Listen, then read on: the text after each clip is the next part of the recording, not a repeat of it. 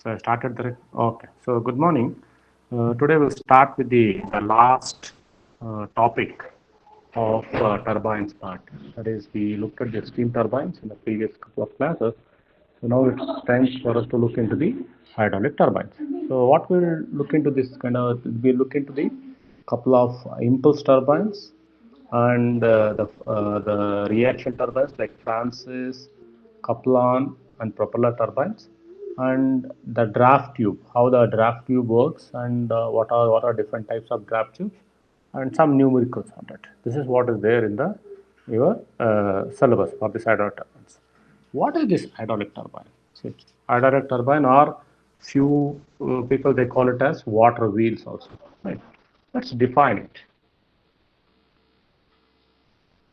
So hydraulic turbine, or it's also called as a water turbine, or the machines which convert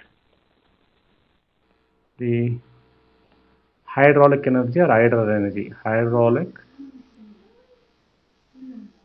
energy, or few books they call it as hydropower, hydraulic energy or hydropower into mechanical energy. Okay, the hydraulic energy is in the form of how the hydraulic energy is stored energy. That is, hydraulic energy is in the form of is the stored energy. What is the stored energy? We call it as potential energy. Potential energy. How that is stored? Either stored in reservoirs, or we call it as dam. By constructing dams, we store in reservoirs.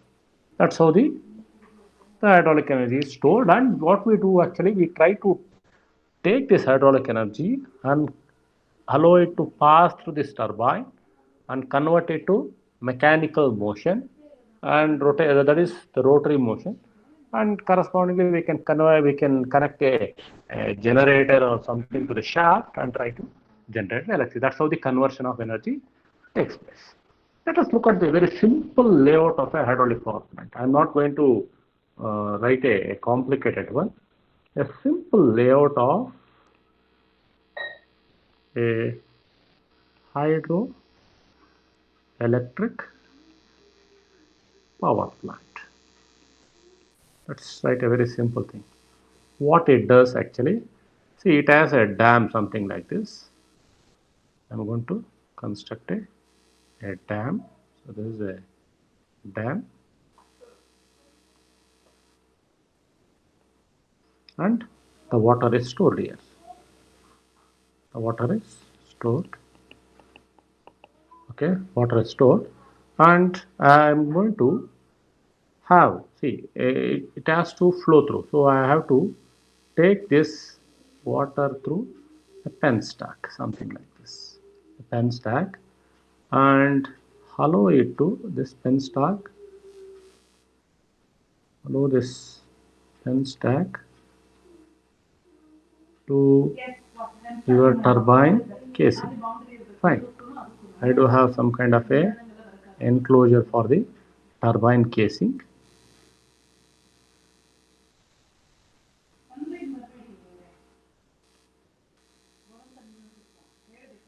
Right. And I do have a turbine here. This is my hub, and this is my tip. Okay, and this water is taken in such a way that this water flows over this turbine. This water flows over this turbine, and this is my pen stack. Right, this water will be, say I do have the blades or vanes attached to this thing. So the water will be striking this, and this will start rotating in this direction. Okay, this is my casing. Okay, and the turbine will be working under a particular head. So this is called as net head. And to the ground level, we will be having a tail race. You see, you will be having a tail race, maybe where you might be having some river or something, river or sea, whatever is there. So whatever will be having, this particular thing is called as gross head, and this is my tail race. So you have the water level. So after the water, the turbine of the water or energy, water striking the turbine, it will fall into this tail race, and this will go like this. Okay.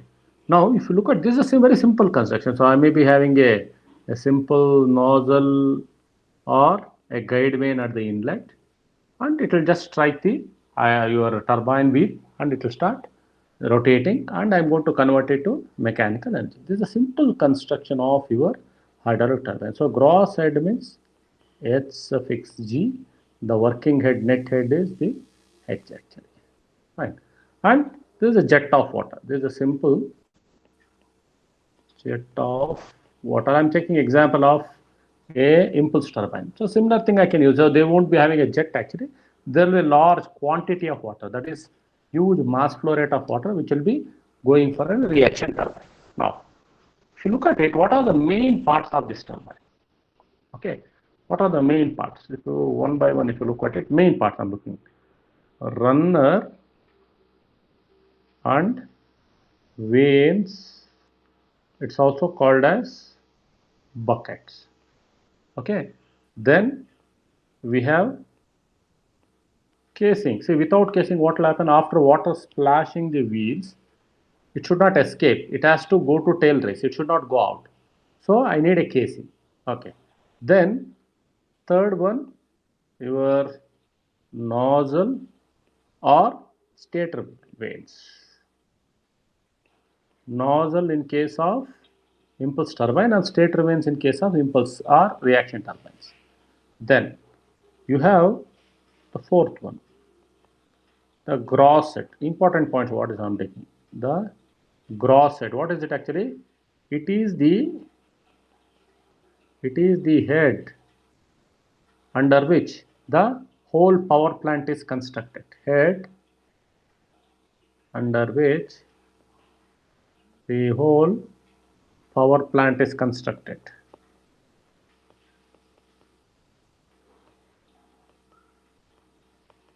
This is the difference between your height of water in the dam or height of water in the reservoir to the tail race. Okay. Then we have what is called as the net head, the fifth one. That is net head. Okay. This is the head under which head of water. Head means is a pressure head under which the turbine operates. And this net head means this is the turbine. See, I am going to place this net head. This head actually this is above your tail race. I am going to place your turbine above your tail race by certain meters. So this is what I am going to place above your. That is the amount of head or amount of that is the head above which your tail race the turbine. So it has to work smoothly. It is not submerged. But in case of reaction turbine, sometimes the whole turbine will be immersed in water. We have such things also. Okay, this is about a simple construction. Now coming to the classifications. Look at the classifications. The classification of the hydraulic turbines. So based on the action of energy or energy available based on the the energy available at the blades, available at the blades. Okay, we do have impulse type, impulse type. So the best example we have is the Pelton turbine or Pelton wheel, and we have the reaction type. We have the Francis, the modern Francis, whatever it may be, the Francis and even Kaplan turbine. Even today, these are used actually. Now, second classification based on the head of water available, based on the head of water available. Okay. If you look at it, the first classification is the low head. That means if I can still operate the turbine generating some amount of power. But what low head means, I'll be having large quantity of water, but the height of water available will be less. So roughly around, if you look at it, around 5 to some 75 meters. Fine. So what type of turbine usually that is suitable for the low head is the Kaplan turbine. Okay. Then we have the next type of turbo low head actually, that is, we call that as the medium head.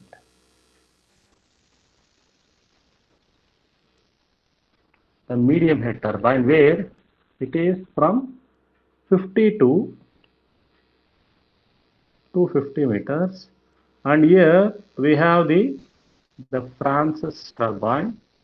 We have both modern Francis turbine as the old Francis turbine design, both. Right. Then the last classification is the high head turbine, high head, where it is roughly between around 150 to 350 or 400 meters, 350 meters. We have the example is your Pelton wheel. So now it's clear that whenever I have a high head water, I go for an impulse type of machine. If the head of water, say high head means high head, I may be not having large discharge. High head of water, maybe little less discharge. But I will be having a low head of water, but large discharge or large quantity of water. If I have, I will go for the reaction turbines. Okay. Third classification, based on the direction of, based on the direction of fluid flow. Based on the direction of fluid flow, we have the radial flow machine. Okay, so the best example is your Francis turbine. Okay, then you have the mixed flow, which is your modern Francis turbine. The older Francis turbine is the radial flow, and the mixed flow turbine, the new one is the mixed flow, is the modern Francis turbine, we call. Then the C is the axial flow turbine. The best example is Kaplan turbine, and we have the propeller turbine. The propeller turbine. So both are examples of axial flow.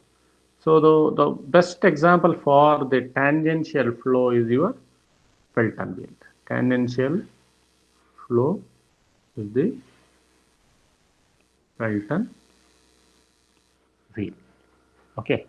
Now, the fourth classification, I can go with respect to specific speed. I think I have discussed regarding the specific speed in my first unit 1 when I was discussing on what is specific speed and all. So here I can define it,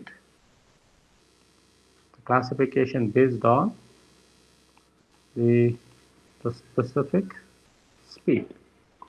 So if my specific speed is low, say for example, if it is very low means around 5 to 35, I will go with a single jet Pelton wheel. That means low specific speed are suitable for impulse machines. And if it is between around 30 to 70, I will go with multi-jet Pelton wheel. So I can call this as for low specific speed, preference is given for your impulse machines. If it is between around 60 to around 180, I will go with the Francis turbine. You know specific speed formula, it is n root p by h to the power of 5 by 4, where h is the net head of water under which your turbine will work. It is around 180 to 300. I'll go with the mixed flow, that is modern Francis turbine.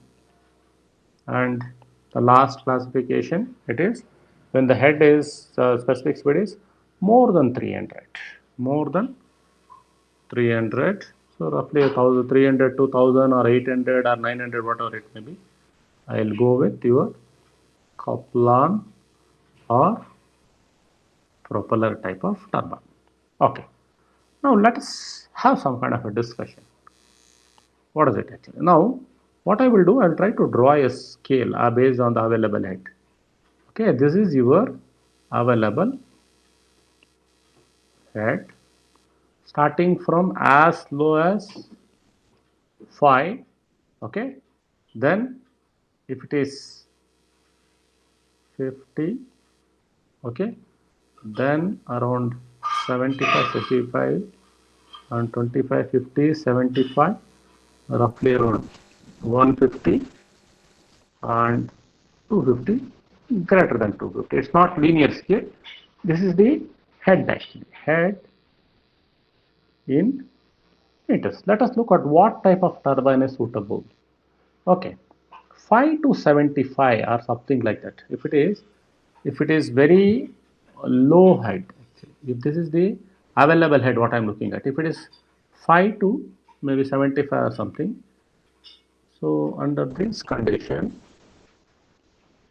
I'll be using a Kaplan turbine. Okay.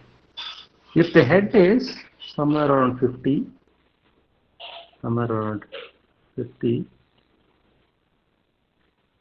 okay, 50 to around 200 or whatever it may be, roughly around 200 or so. So I'll be going with Francis turbine. Okay. If the head is somewhere around, if the head is around 50 to 250, so I have around, see, if you go for modern medium head, I have the Francis. Here, in this case, I'll be having a modern Francis turbine which can operate at a lower head compared to your Francis turbine. That means somewhere from this point, I think, yeah, somewhere around 30 to 40 meters, and it cooperates till around 150 200 meters. So this is where your modern Francis turbine will work, and Pelton will work beyond this 150 or 200. So beyond this particular point, this side to the right hand side, I have my Pelton field. So if you look at it, there is an overlap of the type of turbine what I can choose. But I need to see, whenever I want to choose a particular turbine, I need to look at the head availability. If you construct a dam and see, there is something called as minimum storage level of the water and maximum storage level of the water. So based on the minimum storage level and maximum storage level, I should be able to choose the turbine which works under these two limits. Okay, so if my limit is between, okay, something around, uh, it is a very low height. I have large discharge, very low height, something around 5 to 10 meters to, it can go up to 30 or 40 meters. That's all. It can't go beyond that. Then I don't have an option of choosing any of the Francis turbine or Pelton wheel. I have to stick to only Kaplan type of a turbine, axial flow machines. So now, if the head availability is between around 30 or 40 meters to 100 meters, I have a choice of going for the older Francis, the radial flow machine, or the modern Francis machine. Now, in that actually, lot of calculations they try to do, and if they feel that modern Francis turbine will be able to give better output compared to the older Francis turbine, which is radial flow, will go for it. So, depending upon the range of head available and the water quantity available, discharge, all these things available, and we will try to choose the type of turbine based on the need. Actually. Okay, so this is a simple thing. That is, we looked into what is a hydraulic machine, what is the simple layout or the layout of a simple hydraulic power plant, and then classifications, 3 to 4 classifications, how the hydraulic turbines are classified. Now, let us start with the Pelton wheel. Let's go with one by one. We'll try to address the one by one the type of impulse machines. Let us go for the Pelton wheel. What is it actually? This is a impulse type and high head machine. Okay, let us first obtain the expression for work done for work done in a Pelton wheel. Okay, now we all have seen that what type of machine is a Pelton wheel. See, we have, see, this is my Pelton wheel and this is a center point. We have seen that your Pelton wheel, buckets are like this. Let us seen that. So this is your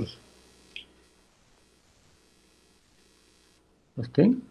So if the jet of water, okay, let me draw neatly. That's better. Fine. If I look into that particular machine,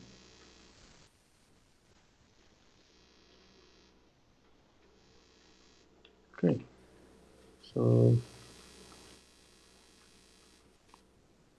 okay, I have the jet of water. This is your axis of the machine.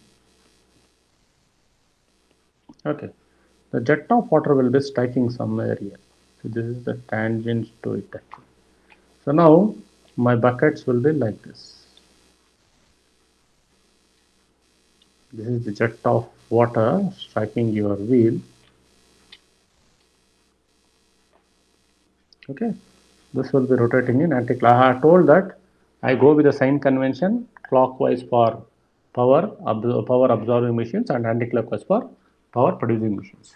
So with that actually, now how if you cut section, if you cut open the Pelton wheel blade, how it looks. Okay, if you cut open it, it looks something like this.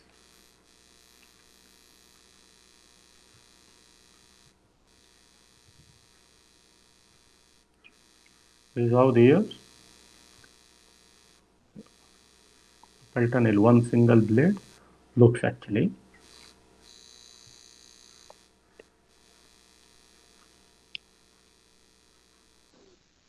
And how the jet strikes, this particular blade I am looking at, how the jet strikes, what will be the corresponding velocity triangle, those things we'll look into that and then we'll try to obtain the expression. Suppose this is your Pelton wheel, bone of the bucket, and this is the axis. This is your center point of your this thing. And this particular point, whatever they know, this is called as splitter. Splitter. What is the splitter? Splitter is going to split the jet of water. Okay, if that is the case, the jet of water will be striking exactly to the center of it. Okay, the jet of water will be exactly striking over here. Okay, if that is the case, what will be my inlet velocity triangle? My inlet velocity triangle will look something like this. It's a simple straight line. It's a simple straight line. Okay, it's a simple straight line, and I should able to know what is it. It has to strike with the jet of water velocity v1. So this is the length. If I try to draw the vector for that, what is the v1? If the v1 is 40 meters per second, 100 meters per second, 200 meters per second, that is my v1. Okay. Now the blade will be rotating at some speed actually. See, this is the blade will be moving at some velocity, that is u. Okay. Now what I have to do? I have to minus that particular u. See, it will be simple straight line. And this will be, suppose it does, this is my u, and this u is calculated at the mean diameter, of the wheel. Okay, this is the mean diameter of the wheel. This is the mean diameter of the wheel. If you look at it, this will be your mean diameter of the wheel. This is the mean diameter of the wheel. Okay. Now, what are the relay? This one, this will be your VR1. So, the inlet velocity triangle is a straight line in case of a Dalton turbine. Now, the water will strike here and they will go split into two parts. That is, it will go in this direction and it will go in this direction. If that is the case, then I can write, so what is called as, that gets deflected. It gets deflected. To do that, now look at this, there is a deflection angle. See, there is a deflection angle. The water gets deflected. Now if I try to draw a tangent to this, okay, deflection angle. So this is your angle of deflection. And this will be your theta 2 blade angle. That will be your blade angle. And what will be your beta 2? If you look into that, your beta 2 is 180 minus deflection angle. So in some of the numericals, they will give the deflection angle, and I can easily find the beta angle or the exit. So now, if I can easily draw the velocity triangle at the exit, it looks something like this. This will be my VR1. Suppose the flow is axial. Okay, the flow is axial or flow is tangential, whatever the flow is radial. Depending upon that, I can find the corresponding. So depending upon your condition. So let me draw that. Suppose my V1 is like this. My V1 is like this. Now depending upon condition, I can do that. But here I don't know what is the direction of this thing. So this is my U1 or U. Okay, and this is my beta 1, and this will be my alpha 1, and I can, let me close the triangle with it. Okay, this is my alpha 1, this is my VF1, this will be my VW1 or VW2, but it's not 1, it's 2. Exit now, this is all are 2. This is VF2, V2, VW2, U, alpha 2, beta 2, VR2.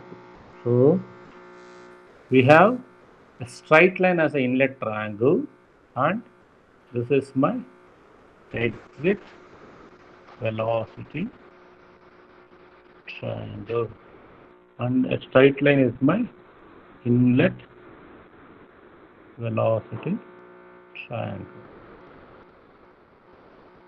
Okay. Now, to obtain the expression, what is it actually? We have to look at the exit. So what is the thing we have? Work done is equal to VW1 and VW2, all those things we know. So what is the expression for work done? We have the, so from the Euler's equation,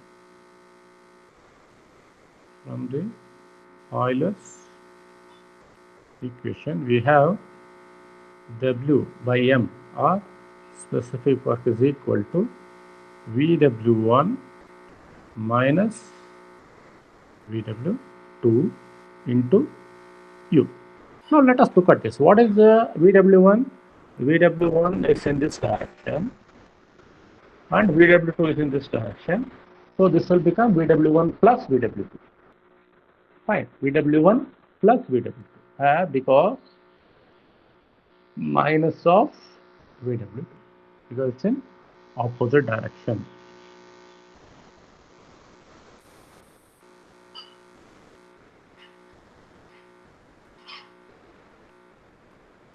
Is a condition. Now let me call this as 1. Let us go with the velocity triangles. That one by one let's consider. From the exit velocity triangle,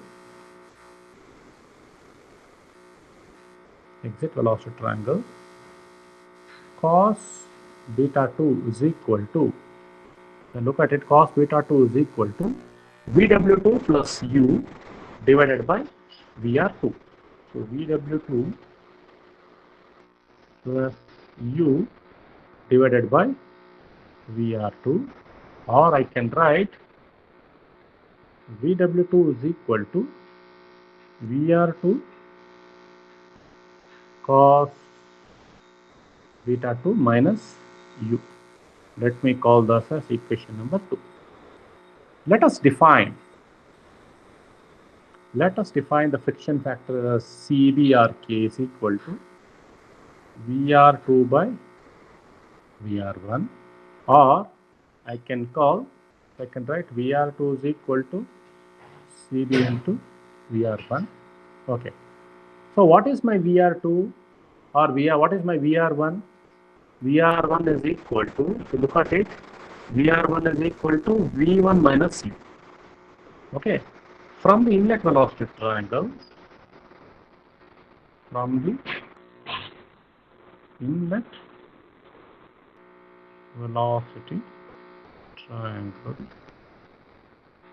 VR1 is equal to V1 minus U.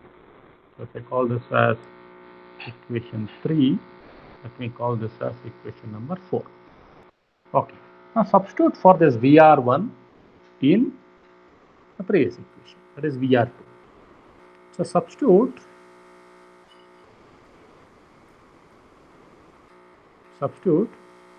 4 in 3. So what will happen to your VR2? Therefore, VR2 is equal to CB into V1 minus Q. Okay. VR2 is equal to VR2. Now, what is VR2? Just let me call this equation. Now substitute for VR2 in equation 2. So VR2 in equation 2. If I do that, we get VW2 is equal to, so VR2 is actually, it is CB into V1 minus U, okay, into cos beta 2 minus U. Okay, CB into V1 minus U into cos beta 2 minus U. Let me call this expression number 6. Notice my original expression, it is W by M is equal to VW1 plus VW2 into U. Okay. Now, substitute for VW1 and So we substitute for VW2 in equation 1. Substitute for VW2 in equation 1 to get what we are going to get, that is specific work W by M is equal to VW1 plus CB into V1 minus U into cos beta 2 minus U whole thing multiplied by U. Okay. Now can we open the bracket? Okay, what is your VW2? So what is your VW1? If you go back and look at it, your from the inlet velocity triangle, VW1 is equal to V1. Okay, VW1 is equal to V1. I don't have VF1. VF1 is equal to 0. Here, VF1 is equal to 0 from the inlet velocity triangle. Okay, I can write from the inlet velocity triangle, I can write V1 is equal to VW1 because VF1 is equal to 0. So what I will do, I will substitute over here. That is W by M is equal to V1. Okay, V1, VW1 already the V1 minus this particular time, write it as U. So this particular, I am going to group this one. V1 minus U, okay, plus CB into V1 minus U into cos beta 2 into U, okay, into U. So what I will do actually, I can take V1 minus U as common, can take W by M is equal to V1 minus U into U 1 plus CB into cos beta 2. So this is the expression for work done for a Pelton turbine. I am calling that as expression number 7. This is the work done expression for the thing. So is it possible to write in some other form, and can I get the maximum work done? Yes. So for that, what we have to do, we can see, I can leave it as it is, or I can, same thing if I want to write in terms of speed ratio. What is speed ratio? Already we have defined. Let the speed ratio phi is equal to U by V1. Okay. So then what will happen? Your U is equal to phi into V1. So what I will do, if I try to substitute in terms in equation 7, sometimes they may ask this derivation, obtain the work done for a Pelton wheel in terms of speed ratio. Then we have to do this exercise. Till equation number 7, then substitute for this. So wherever I have U, I will try to substitute in it. So this will be V1 minus phi into V1 into phi into V1 1 plus CB into cos beta 2. Okay. Or if I take V1 outside, this will be W by M is equal to phi into, so V1 if I take it out, this will be V1 into V1, this is V1 square into 1 minus phi into 1 plus CB into cos beta 2. So this is the expression for work done. This is the expression for work done in terms of speed ratio and beta 2. Now, how to obtain the maximum work done? To obtain the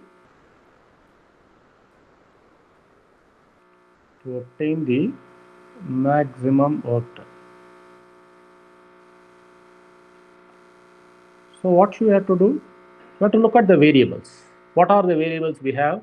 We have phi. So look at this. We have variables phi. We have CB. We have beta 2. So what you can do, either you can see, either you can differentiate with respect to phi or differentiate, see, either take equation 7 or equation 8, both the way you can do. So what will happen, your CB and beta, see, for a given beta 2 angle, then your, I can do two things, either dw by d phi and equate it to 0, that's one thing, or this is if I take equation 8. If I take equation 8. If I take the previous expression, that is equation 7, then what are the variables I have? U, V1, CB and beta 2. In that case, CB and beta 2 any of this constant. See, for a given jet velocity, in that case, I have to differentiate dw by du and equate to 0. This is if I take equation 7. So both the ways I will end up with the same. So here phi you will get it. So phi you will get it. So the expression will be in terms of phi, and if I take the equation 7, it will be in terms. So if I take the 7, let us take the 7 equation, because I think the previous classes were done with respect to phi. Let us take the equation 7. If I differentiate du by dw by du and equate it to 0, so this will be d by du. So equation 7 is v1 into, so this is actually v1 minus u into u, v1 into u into 1 plus cb into cos beta 2, okay, equated to 0. You know this is constant, I can pull it down and cancel out, okay, I can just cancel out. What I am left with actually, I am left with only d by du into v1 into u minus u square and equate it to 0. This is what I am going to left with. Now if I try to differentiate it, so this will be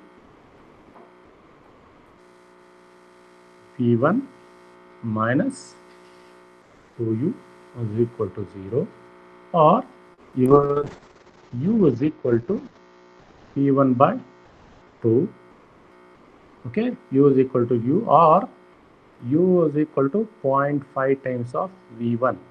What is this 0.5? This is your phi. So phi will be equal to 0.5 if I do the equation number 8. So this is the condition for, this is the maximum condition. So what would have happened if I differentiated the that particular equation? I would end up with phi is equal to 0.5. Now, if I substitute for phi is equal to 0.5 in equation 8, I'll end up with the same thing. Or substitute for 0.5 of v1 into in equation 7, I'll end up. So therefore W max is equal to, we have v1 minus 0.5 v1 into 0.5 v1 into 1 plus cv into cos beta 2. Okay, if I do that, this is actually v1 square will just come out. v1 square will just come out.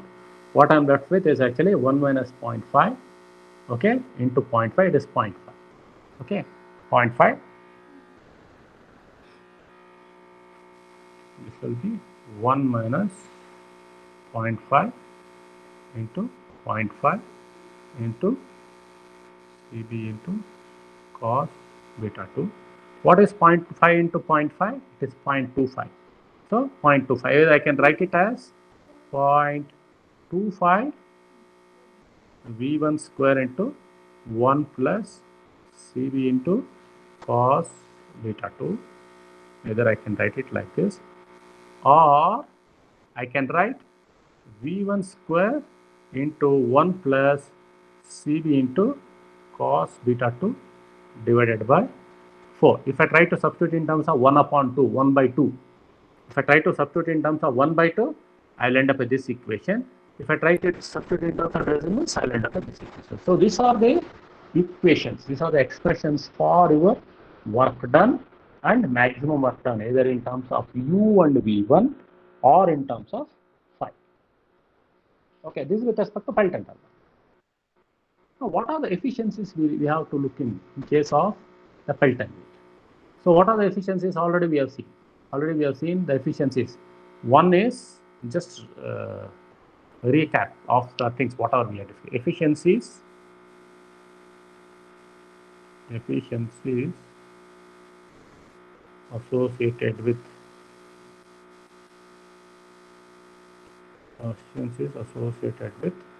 the Pelton wheel. What are those actually? Maybe the first one, your hydraulic energy or hydraulic efficiency or vane efficiency. First one is your hydraulic efficiency. Hydraulic efficiency. So it is defined by, okay, energy that is converted by the fluid, that is your work done, to energy available with the fluid. So energy converted, energy that is converted, or we call it as work done to the energy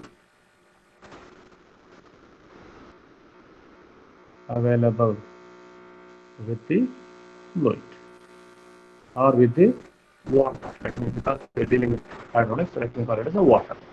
So what is the energy that is converted? Actually, it is, already we have seen, it is work done is VW1 plus VW1 minus of whatever you want, you can write it as VW1 plus VW2 into U divided by, here, depending upon net head, already we have seen, this is your omega Q into H.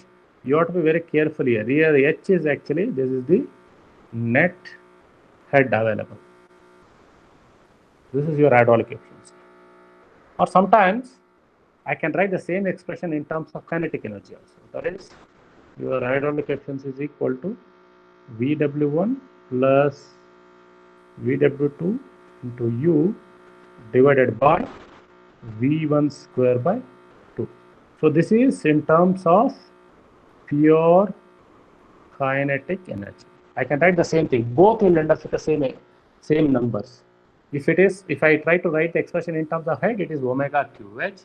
If I try to write the type in terms of kinetic energy, it's V1 square.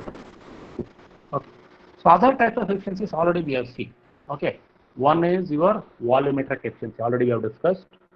I'll write that because those expressions already we have seen in the unit. One is your volumetric efficiency, which is the amount of fluid striking the blades to amount of fluid entering the casing. That is your Q minus delta Q by Q. This is amount of fluid striking the vane or blade to the amount of fluid entering the blade, entering the casing, or amount of fluid entering the casing of the turbine, entering the turbine. Okay. Then the third type of efficiency already we know is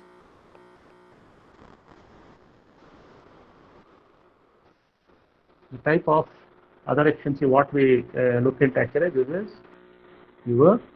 the mechanical efficiency. What is it actually? This is the power available at the shaft to your work done. Okay, this is energy available at the shaft, okay, to the That is the energy that has been converted, or the energy at the rotor or the work done.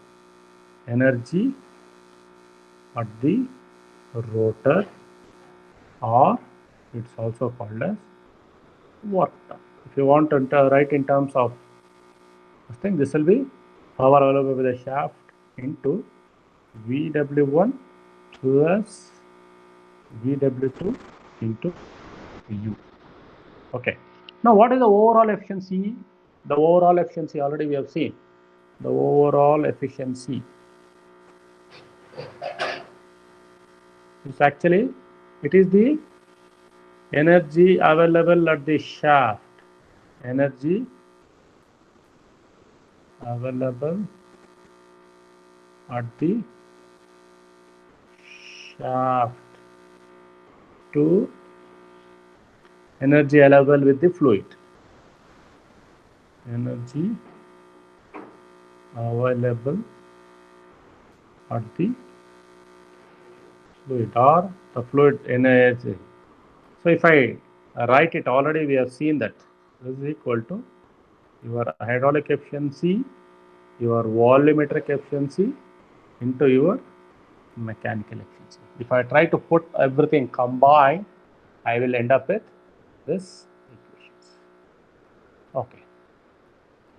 Now, when we have seen this Pelton wheel, this thing, when we try to solve some numerical, there are certain design parameters which we have to look at. Okay, design parameters for the Pelton, which is very much required for solving the numericals. Design parameters of the Pelton wheel. Okay. The first one is how we can calculate the jet velocity. The jet velocity, or the velocity with which the fluid strikes the blade. Okay. Now, V1 is equal to your CV into root 2G H. What is it actually? H is the net head available. What is CV? CV is the coefficient of velocity. So sometimes they will give the head, and if the V1 I can calculate this formulas you people already use in your fluid mechanics. That's why I'm straight away writing this. Okay. The second one is the discharge. What is the formula to find the discharge? It is Q is equal to your A into V. Already we know that this formula we already have seen. A into B. But here, one extra thing we will add is actually there is a small n, where n is the number of jets. Where n is the number of jets, and A is the cross-sectional area of the jet. It should not be confused with the pipe. So A formula is actually it is pi by 4 into d square. Okay. And one particular thing we have to be very careful. See, my Q is equal to, say, discharge will be the same. Area of the pipe into velocity of the pipe, area of the jet into velocity of this comes from your continuity equation, which you already have studied. Okay, this pipe or jet, see, diameter of the pipe should be the pipe diameter. It should not be confused with jet diameter. So jet diameter is the diameter of the jet which is striking the vanes. Okay. Then third formula what we use is actually U is equal to pi into d into n by 60. Okay, d is the mean diameter. D is the mean diameter, or sometimes they call it as average diameter or pitch mean diameter, or few books they call it as pitch diameter of the wheel. Okay, then there is one more factor which we come across, that is called as jet ratio. jet ratio, which is m is equal to the ratio of the mean diameter of the wheel, that is mean diameter of the wheel to the jet diameter. Don't get confused with the diameter of the pipe. This is the diameter of the jet. Okay. Sometimes we may have to find the number of buckets or number of vanes. Number of buckets. Okay, this is given by Z is equal to jet ratio by 2 plus 15. Or I can write, if I substitute for m, this will be d by 2 times d plus 15. So look at this, 15 is a constant number. That means all the Pelton wheel turbines will have a minimum of 15 buckets. And whatever the addition to that depends on the ratio of your mean diameter to your jet diameter, or depends on your jet ratio. Okay. Now the last design parameter. See, I think that if this is the bucket, suppose I'm trying to show the top view of the bucket. So this is the splitter. This is the splitter. This is the splitter, and this is the width of your bucket. This is the width of your bucket, and this is your length of your bucket. Okay, and if there is a side view to that, write that. This is the splitter. Okay, if I try to write a side view for this is something like this, and it has something called as thickness. So we have three things. One is the width P, the length of the bucket, and the thickness of the bucket. See, for this there are some standards. So let me write that. L is the length of the bucket or vane, length of the bucket. B is the width of the bucket.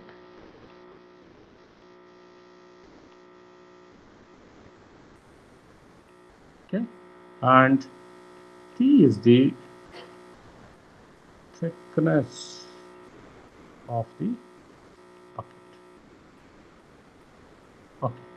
Now there are some standard formulas from the design data which is available.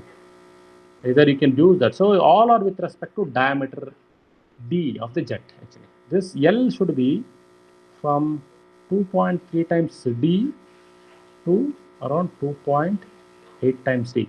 So usually this is taken as 2.5 times D. Average is taken. So if the design is there, B is equal to 2.8 times D to 3.2 times D. So roughly we take it as 3 times D, and your thickness is around 0.6 D to 0.9 times D. We take around 0.75 D. This is a rough estimate calculations we try to do, and we try to get. The length is around 2.5 times the D, the width is around 3 times the diameter, and your thickness is around 0.75 times the diameter of the jet, where D is the jet diameter.